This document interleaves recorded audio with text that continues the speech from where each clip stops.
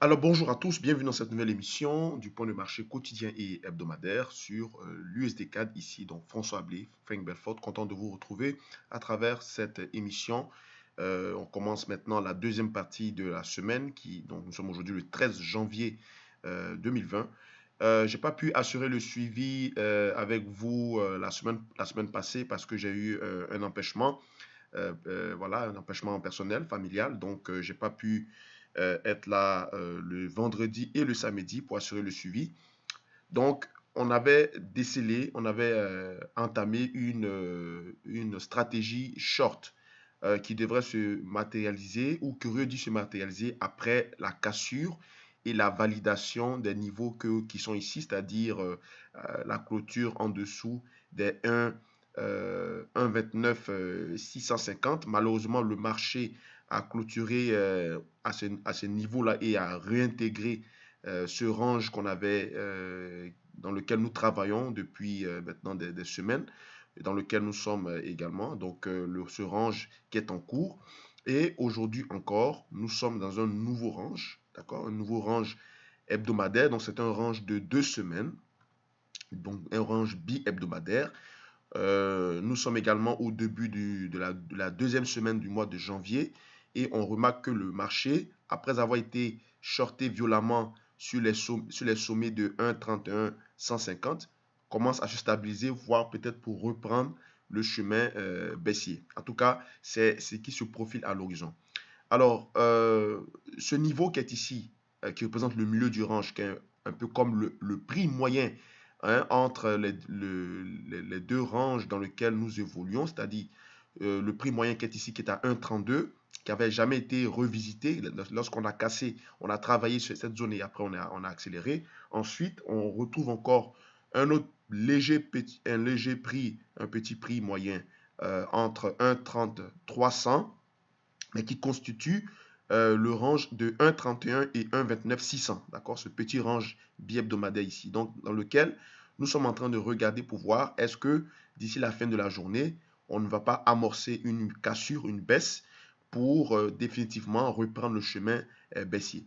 Alors, ce qui est difficile dans ce scénario, c'est que quand on regarde l'allure du graphique de l'USDK, donc d'un point de vue technique, on semble vouloir amorcer un retournement euh, haussier à court et moyen terme. Pourquoi? Parce que euh, depuis que le marché avait cassé son canal ascendant ici, d'accord, son canal ascendant de moyen terme, vous le voyez ici, je vais le tracer manuellement, mais juste pour illustrer, après je le retire. Alors ce canal, hein, on le voit ici, euh, voilà.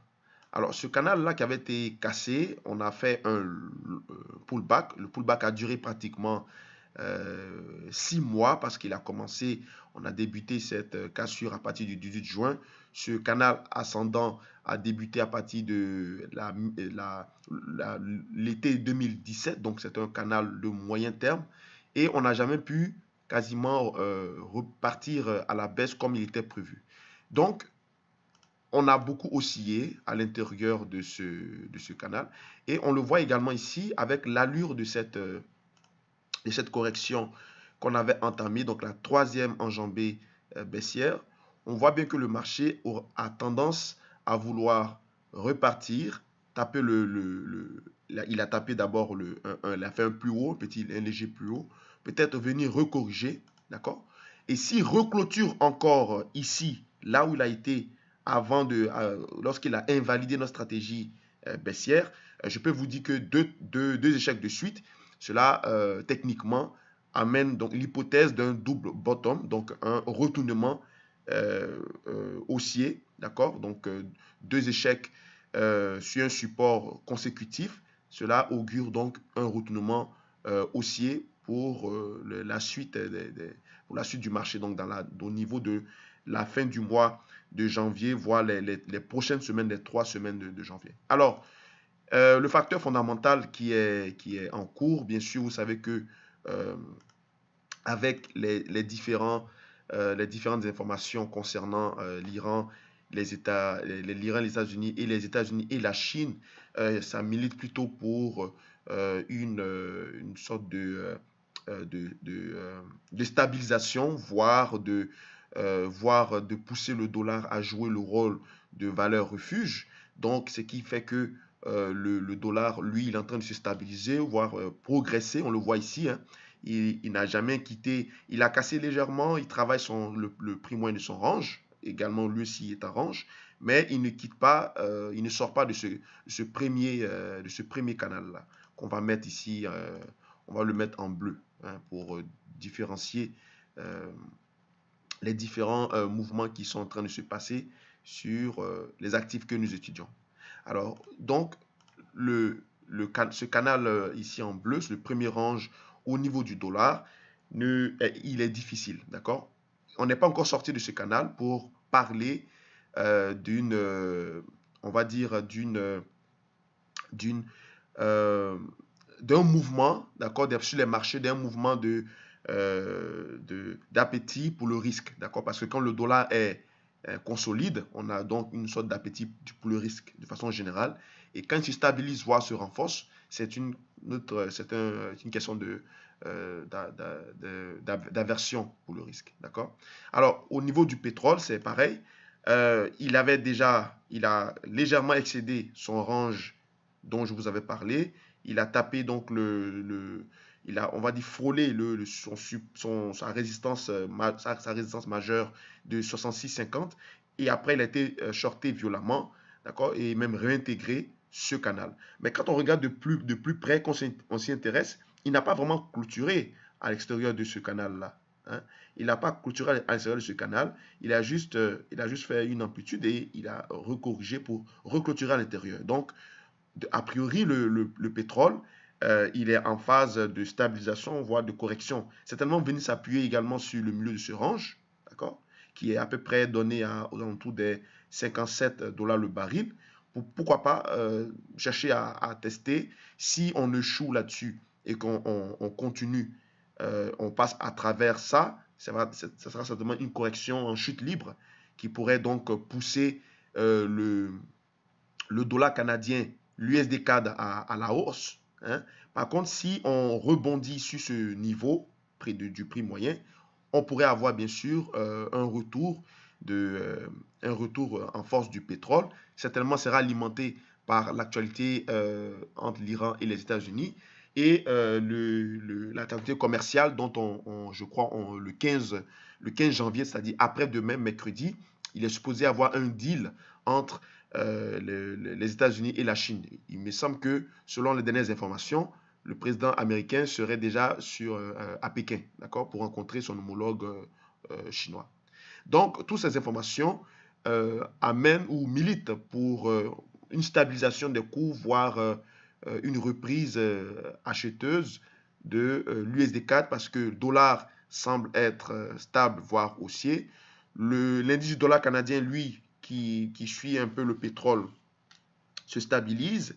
On a eu des chiffres pas très terribles au niveau du dollar canadien. Le chiffre de l'emploi était bon, oui, mais au niveau des chiffres du PMI et également de l'inflation, euh, mensuelle, donc rythme mensuel, donc l'inflation du mois de décembre, qui est prévue également dans les prochains jours, est attendu à un léger recul. D'accord?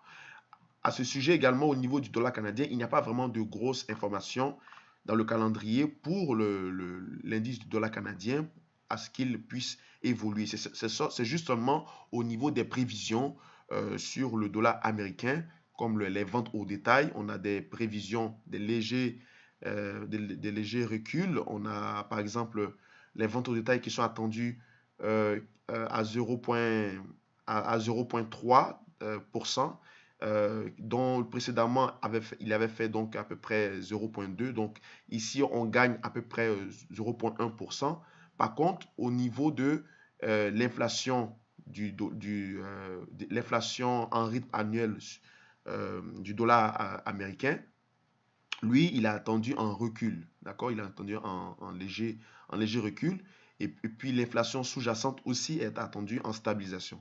Donc pour l'instant, on peut dire la devise ou disons la monnaie ou la valeur du dollar index est plus ou moins stabilisée, est plus ou moins soutenue par rapport à son concurrent qui est le dollar canadien qui lui semble se stabiliser compte tenu de l'absence des différentes nouvelles macroéconomiques qui l'entourent. Au niveau du pétrole, c'est également on milite pour une stabilisation des cours, donc une baisse dont on a commencé, vous le voyez ici, ça a été violemment shorté à l'entrée de la grande résistance ici qui est 66,50. D'accord? Donc pour le moment, rien à signaler. Aucune stratégie pour le moment n'est en cours. On observe les cours. On va simplement voir si on clôture en dessous de 1,30, 330 et même pourquoi pas 1,30, 100. Oui, 1,30, 120 et 1,30, 330. Il faut qu'on clôture en dessous de cette zone pour commencer à regarder attentivement si le marché est dans des dispositions pour pouvoir euh, échouer encore dans ce canal, d'accord, ce petit canal ici, afin de pouvoir valider l'hypothèse d'un